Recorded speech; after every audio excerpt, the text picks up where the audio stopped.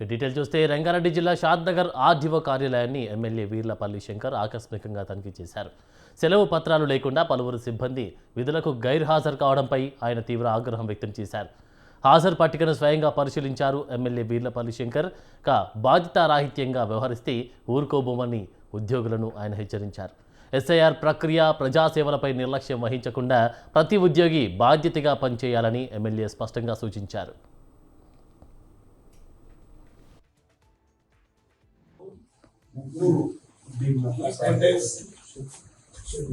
ముగ్గురు డ్యూటీకి రాలేదు, లీవ్ లెటర్ కూడా పెట్టలేదు. లీవ్ పెట్టాలి. ముగ్గురు వస్తారు, రాత్రికి వస్తారు. ఇప్పుడు ఎంత అవుతుంది? బాధ్యతగా ఆర్డీఓ ఆఫీస్ లో ఇట్లా ఎట్లా ఎట్లా రెస్పాన్సిబిలిటీ ఉంటే నేను ఆల్రెడీ నిన్న వస్తాను కూడా చెప్పాను. ఇక అన్ఎక్స్పెక్టెడ్ గా నైట్ కాల్ తీసుకున్నాడు సార్. ఆర్డీఓ ఉండొచ్చు. ఇవాళ మరి కేసులు ఎవరు చూస్తారు? ముగ్గురు డ్యూటీకి రాలేదు, లీవ్ లెటర్ కూడా పెట్టలేదు. లీవ్ పెట్టాలి. ముగ్గురు వస్తారు, రాత్రికి వస్తారు. ఇప్పుడు ఎంత అవుతుంది? బాధ్యతగా ఆర్డీఓ ఆఫీస్ లో ఇట్లా ఎట్లా ఎట్లా సనత్ నగర్లో కుటుంబ సమగ్ర సమాచారాన్ని సేకరించాలని ఎమ్మెల్యే తలసాని శ్రీనివాస్ యాదవ్ అధికారులను ఆదేశించారు. హమాలి బస్తీలో నిర్వహించిన ఎస్ఐఆర్ కార్యక్రమాన్ని ఆయన పరిశీలించారు. ఈ సందర్భంగా ఆయన అధికారులతో కలిసి ఎన్యూమరేషన్ పత్రం అందజేశారు. ఓటర్ జాబితాతో పాటు కుటుంబ సమాచారం సరిచూసుకోవాలని ఎన్యూమరేటర్లకు తలసాని సూచించారు. మరణించిన వారి పేర్లు జాబితాలో ఉంటే ధృవీకరించుకొని తొలగించాలని చెప్పారు. 18 ఏళ్లు నిండిన వారు ఓటరుగా నమోదు చేసుకోవాలన్నారు. ఓటరు జాబితా నుండి అర్హులైన వారి పేర్లు తొలగిపోకుండా జాగ్రత్త పడాలన్నారు.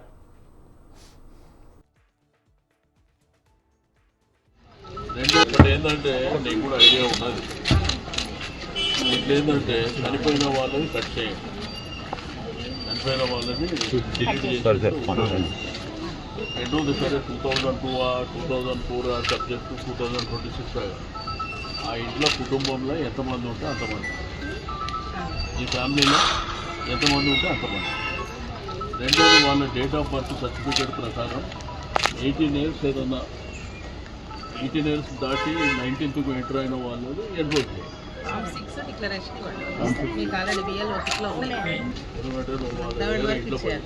ఇంట్లో పోయి కూర్చుంటే అన్ని డీటెయిల్స్ ఇస్తారు. చేసుకుంటా పోతే కొంత పనికి పోయిన వాళ్ళు ఉంటారు. పనికి పోయిన వాళ్ళు ఉంటే మీరు ఈవినింగ్ టైం కూడా ఒకసారి వస్తే అట్లా ఉపయోగపడుతుంది. ఒక 15-20 డేస్ అంటే 20 హౌసెస్ అంటే ఇప్పుడు 8 తీసుకోండి, 8 20 ఏళ్ళు మీరు మ్యాక్సిమం గంటన్నర స్పెండ్ చేస్తే ఆటోమేటిక్ అన్నట్టు. ఇప్పుడు ఏంటంటే నీకు కూడా ఐడియా ఉన్నది. ఏంటంటే చనిపోయిన వాళ్ళని కట్ చేయాలి. ఉప ముఖ్యమంత్రి పవన్ కళ్యాణ్పై వైసీపీ కాపు నాయకులు చేస్తున్న వ్యాఖ్యలను కాకినాడ ఎంపీ తంగెళ్ల ఉదయ్ శ్రీనివాస్ తీవ్రంగా ఖండించారు.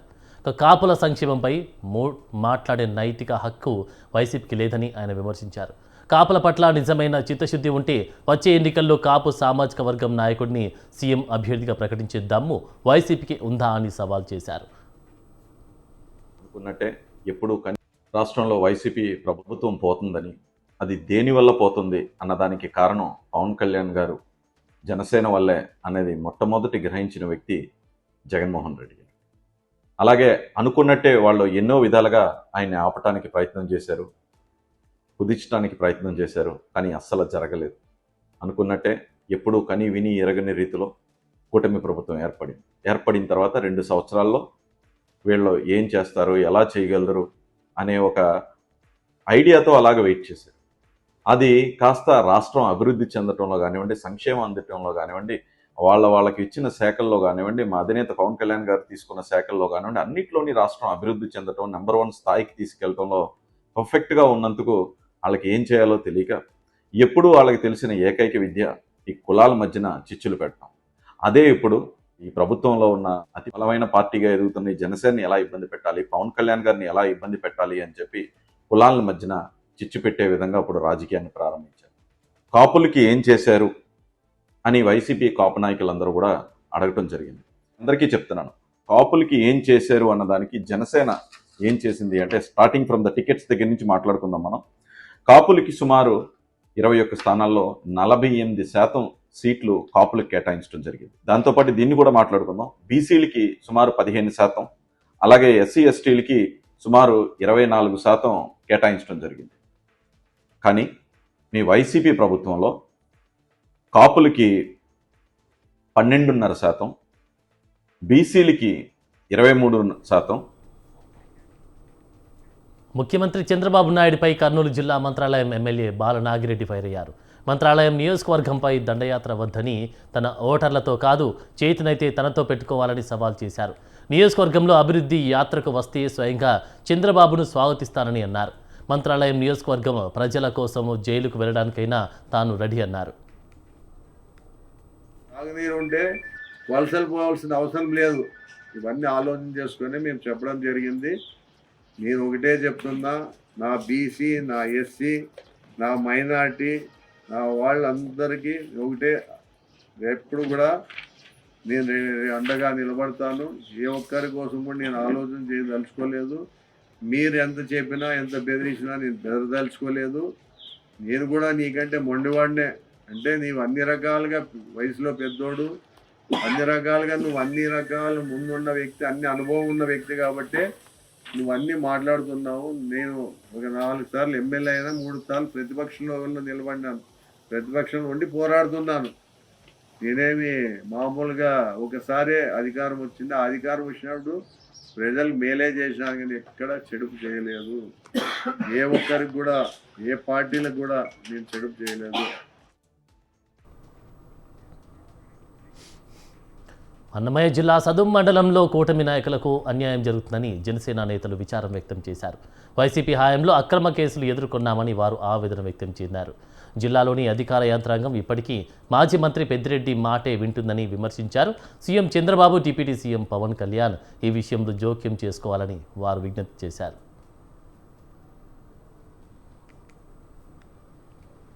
అది అన్నమయ్య జిల్లా పున్నూరు నియోజకవర్గం సదుం మండలం సదుం గ్రామము. మేము 30 సంవత్సరాల నుంచి తెలుగుదేశంలో ఉన్నాము.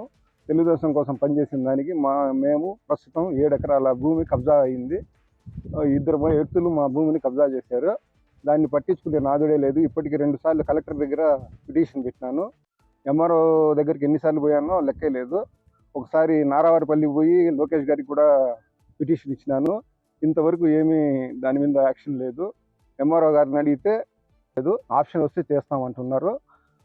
గత ప్రభుత్వంలో మేము ఎన్నో కేసులకు కానీ, వాళ్ళు చేసిన దాడులకు కానీ అన్నీ కూడా భరించి ఈరోజు నిలబడుకొని, ఈరోజు ఉన్నా కూడా ఈరోజు కూటమి ప్రభుత్వం వచ్చాక ఇక్కడ ఉండే అధికారులు అయితే కేవలం పెద్దిరెడ్డి రాజ్యాంగం తరపున పనిచేస్తున్నారు. సరైన వర్కలుగా అవుతాయని మిగతా ఒకటి ఇన్విటేషన్ కానీ ఏవి కూడా ఏదో వాళ్ళకి కావాల్సిన వాళ్ళకో ఏదో కొంతమందికి చెప్పి మిగతా వాళ్ళని జనసేనని టార్గెటెడ్గా ఇక్కడ అంచేదానికి చూస్తున్నారు.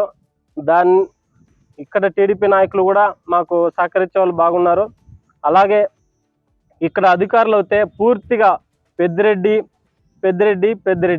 ఇదే వాళ్ళు. మా బాధ ఏమనంటే, ఇక్కడ సదుం మండలంలో ఎందుకు పుట్టినాము, ఎందుకు పెరుగుతున్నామంటే కారణం ఏమిటంటే మేము పడే బాధలు, సమస్యలు. లోకేష్ గారు పాదయాత్ర వచ్చినప్పుడు కూడా మా కొడుకు కల్లూరులో యూత్ని గురించి చెప్పినాడు. యూత్ ఎదగాలంటే ఈ సదుం మండలం కాదని కూడా చెప్పాము, కానీ దాన్ని తీసుకోలే. ఇప్పుడు కూటమి ప్రభుత్వం జనసేన కావచ్చు, తెలుగుదేశం కావచ్చు ఉమ్మడిగా పోతూ ఉంటే ఎదగాలనే కార్యకర్తలు. నెల్లూరు జిల్లా మర్రిపాడు జాతీయ రహదారిపై పొగాకు రైతులు బైఠాయించారు. పంటకు గిట్టుబాటు ధర కల్పించాలని రైతు సంఘాల ఆధ్వర్యంలో వారు ఆందోళన చేపట్టారు. పంటకు గిట్టుబాటు ధర ఇవ్వాలంటూ మర్రిపాడు నుండి ఆత్మకూరు ఆర్టీఓ ఆఫీస్ వరకు ట్రాక్టర్ల ర్యాలీని నిర్వహించారు. అయితే అనుమతి లేదంటూ ట్రాక్టర్ ర్యాలీని పోలీసులు అడ్డుకున్నారు. దీంతో పోలీసులు, రైతుల మధ్య తీవ్ర వాగ్వాదం, తోపులాట జరిగాయి. ఈ క్రమంలో రైతులు సుమారు గంట పాటు రోడ్డుపై బైఠాయించారు. కిలో పొగాకుకు కనీసం 350 రూపాయల ధర ఇవ్వాలని రైతు సంఘం నేతలు డిమాండ్ చేశారు. జాతీయ రహదారిపై కాసేపు ట్రాఫిక్ నిలిచిపోయింది.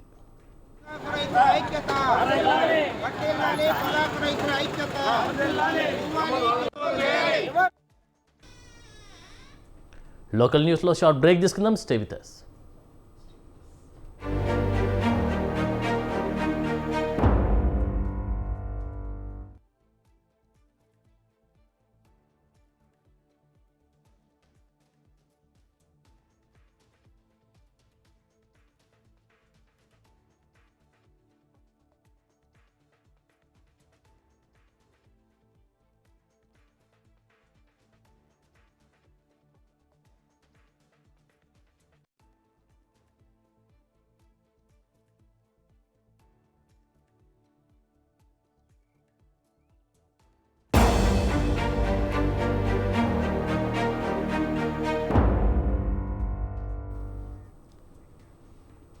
Welcome back. ఇక కిలో పొగాకుకు 550 రూపాయలకు తగ్గకుండా ధర నిర్ణయించి కొనాలని అఖిల భారత రైతు కూలీ సంఘం డిమాండ్ చేసింది.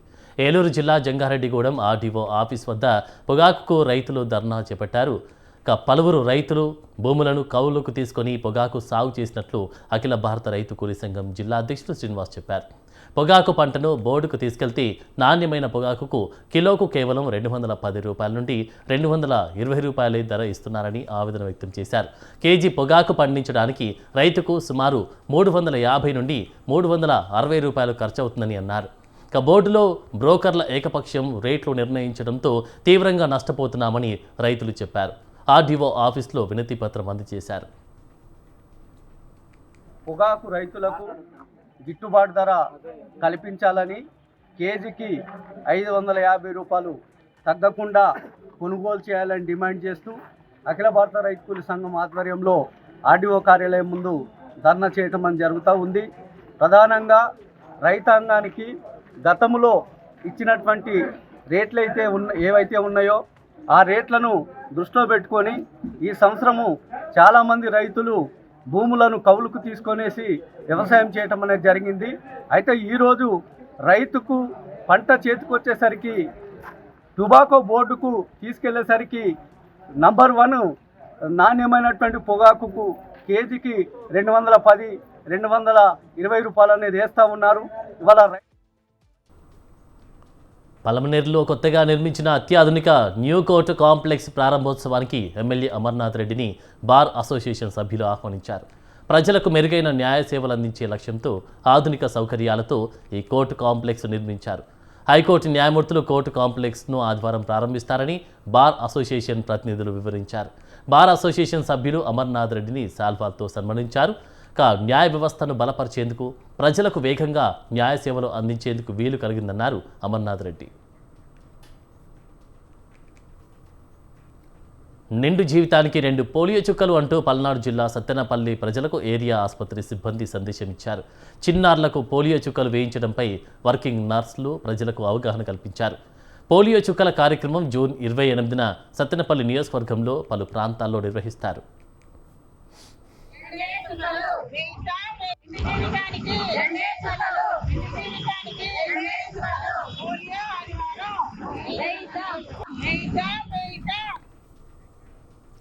కర్నూలు జిల్లా హలహర్వి జెడ్పీ హై స్కూల్లో ఉపాధ్యాయుల కొరత విద్యార్థులకు శాపంగా మారిందని స్థానికులు అంటున్నారు.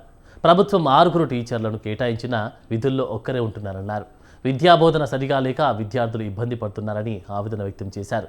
స్కూల్ ప్రారంభమై 25 రోజులు కావస్తున్న టీచర్లు రాలేదని, దీంతో స్కూల్లో 151 మంది విద్యార్థులకు పాఠాలు చెప్పేవారు లేరని స్థానికులు చెప్పారు. ఇది ఆదర్శ పాఠశాలనా అని, అదనపు తరగతుల గదులు పూర్తి కాలేదని అన్నారు. ప్రభుత్వం వెంటనే మిగతా 5 టీచర్లను నియమించాలని, తరగతి గదులు పూర్తి చేయాలని విద్యార్థులు తల్లిదండ్రులు డిమాండ్ చేశారు.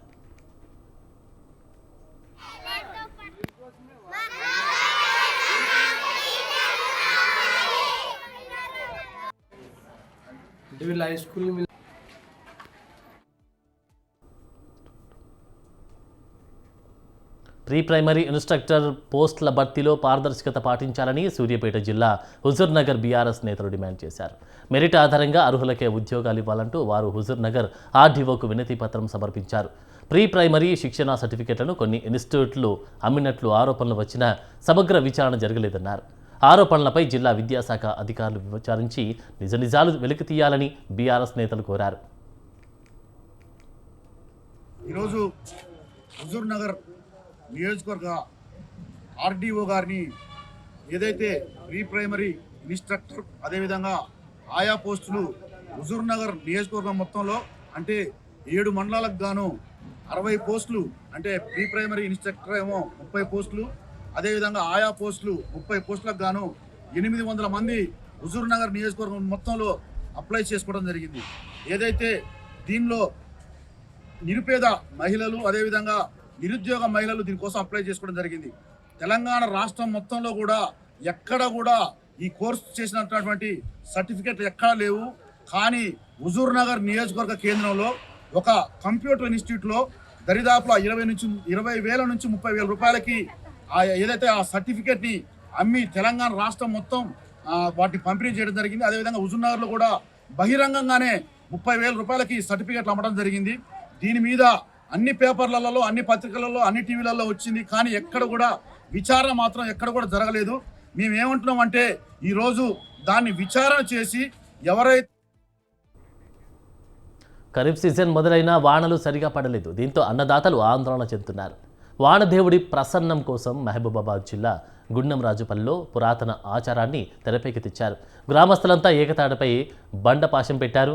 గ్రామ సర్పంచ్ ఆధ్వర్యంలో జరిగిన బండపాశం వేడుకల్లో పెద్దలు, రైతులు, మహిళలు, యువకులు భక్తి శ్రద్ధలతో పాల్గొన్నారు. పెద్ద చెరువు కట్ట వద్ద మహిళలు ప్రత్యేకంగా పాయసం తయారు చేసి పెద్ద బండరాయిపై పోశారు. బండరాయి పైన పాయసాన్ని గ్రామస్తులు నాకి మొక్కు చెల్లించారు. ప్రకృతి ప్రసన్నం కోసం రైతులు చేసిన ఈ కార్యక్రమం చర్చనీయాంశమైంది.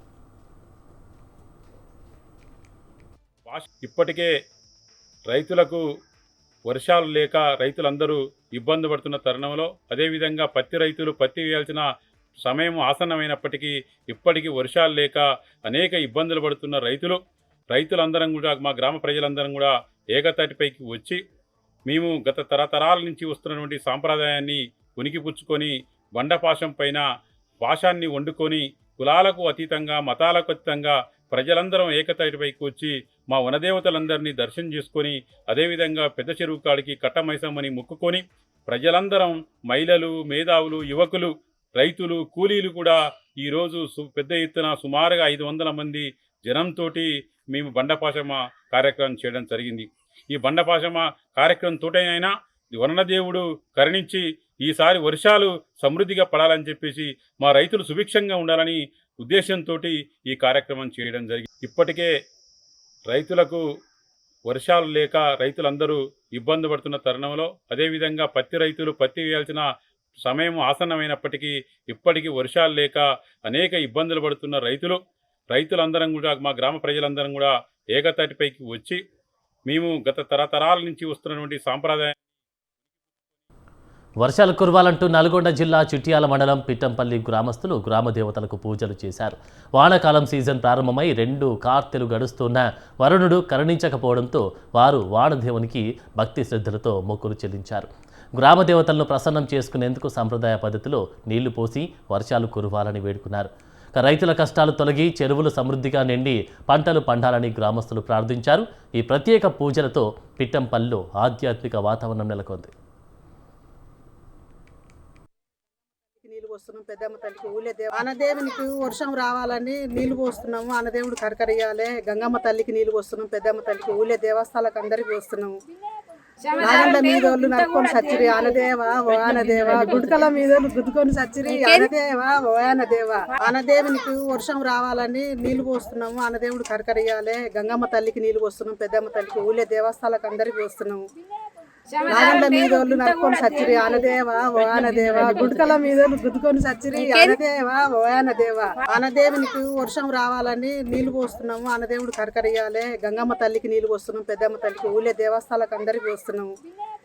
నాగండ్ల మీద వాళ్ళు నరుకొని సచ్చిరి ఆనదేవా ఓ ఆనదేవా, గుడ్కల మీద గుద్దుకొని సచ్చిరి ఆనదేవా ఓ ఆనదేవా. ఆనదేవునికి వర్షం రావాలని నీళ్లు పోస్తున్నాము. ఆనదేవుడు ఇప్పటి వరకు కార్తులన్నీ వెళ్ళిపోతున్నాయి. వర్షాలు పడే కార్తులు, మురుగచిల్ల కార్తీ కూడా వస్తుందని చూసినాం కానీ ఆ దేవుడు ఇంతవరకు మాకు వర్షాలు కురుస్తలేవు. కార్తీక కార్తీ అయిపోతుంది. విత్తనాలు అన్ని మొలకలు వెళ్ళిపోయే టైం అయిపోయింది. భూమి మీద విత్తనాలు వేసి వేలకు వెళ్ళి పెట్టుబడి పెట్టినాం కానీ మాకు దేవుడు కనకరిస్తలేడు. వర్షాలు పడితే ఈ దేవునికి ఎన్నో పండుగలు చేద్దామని కోరుకుంటా నీళ్ళు కూడా పోస్తున్నాం కానీ ఆ దేవుడు మాకు కనకరిస్తలేడు. ఆనదేవుడు పడితే మాకు సంతోషం ఉండు. ఇప్పటి వరకు కార్తులన్నీ వెళ్ళిపోతున్నాయి. వర్షాలు పడే కార్తులు, మురుగచిల్ల కార్తీ కూడా వస్తుందని చూసినాం కానీ ఆ దేవుడు ఇంతవరకు మాకు వర్షాలు కురుస్తలేవు. కార్తీక కార్తీ అయిపోతుంది. విత్తనాలు అన్ని మొలకలు వెళ్ళిపోయే టైం అయిపోయింది. భూమి మీద విత్తనాలు వేసి వేలకు వెళ్ళి పెట్టుబడి పెట్టినాం కానీ మాకు దేవుడు కనకరిస్తలేడు. వర్షాలు ఫీజు రియంబర్స్మెంట్ నిధుల విడుదల చేసి పేద విద్యార్థులను ఆదుకోవాలని ఎస్సీ ఎస్టీ విద్యార్థి యువజన సంఘం డిమాండ్ చేసింది. ఇక ఫీజు రియంబర్స్మెంట్ చేయకపోవడంతో విద్యార్థులు, లెక్చరర్లు తీవ్ర ఇబ్బంది పడుతున్నారని సంఘం అధ్యక్షుడు సర్దార్ సింగ్ చెప్పారు. సర్టిఫికెట్లు అందకపోవడంతో ఉద్యోగ నోటిఫికేషన్లకు విద్యార్థులు దూరం అవుతున్నారని ఆందోళన వ్యక్తం చేశారు. రిజర్వేషన్లలో రోస్టర్ ఉల్లంఘనలతో అర్హులకు అన్యాయం జరుగుతుందని అన్నారు. ఇక బీసీ విద్యార్థులకు శాపంగా మారిన క్రిమిలేయర్ విధానాన్ని వెంటనే రద్దు చేయాలని డిమాండ్ చేశారు. విద్యాలయాల్లో కొనసాగుతున్న కుల వివక్షపై కఠిన చర్యలు తీసుకోవాలని కోరారు.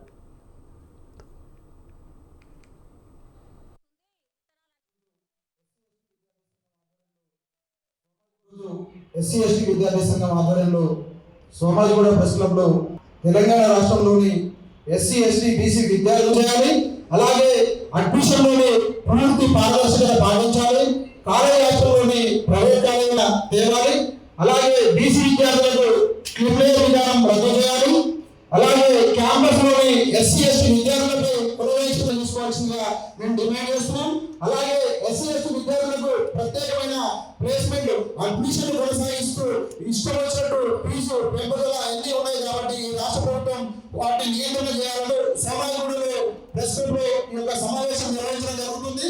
కాబట్టి ఈ మీరు రాష్ట్ర ప్రభుత్వానికి మా యొక్క ఎస్సీ ఎస్టీ విద్యార్థుల మా యొక్క ఆవేదనను మీరు ప్రముఖంగా వినిపించాల్సిందిగా మేము డిమాండ్ చేస్తున్నాం.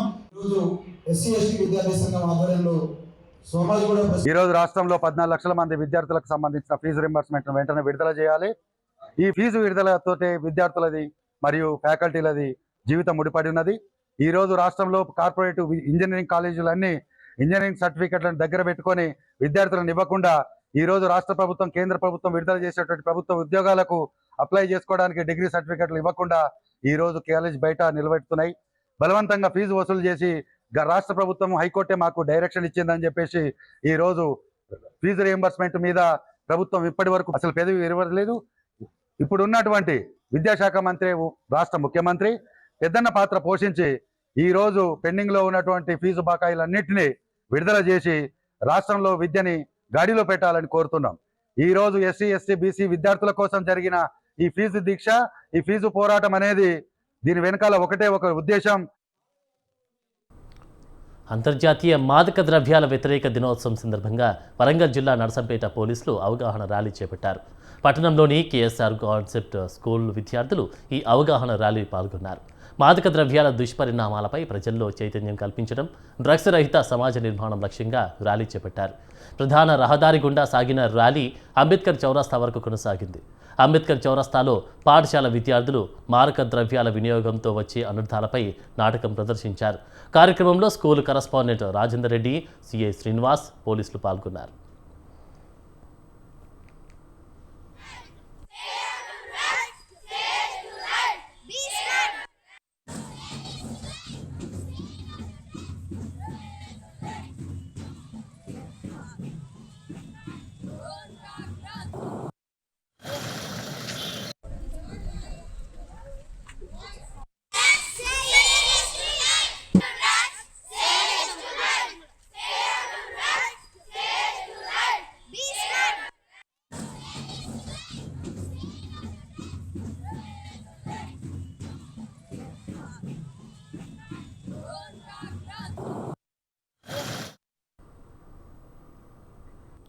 ఇవి ఇవాల్టి లోకల్ న్యూస్. కీప్ వాచింగ్ స్వతంత్ర.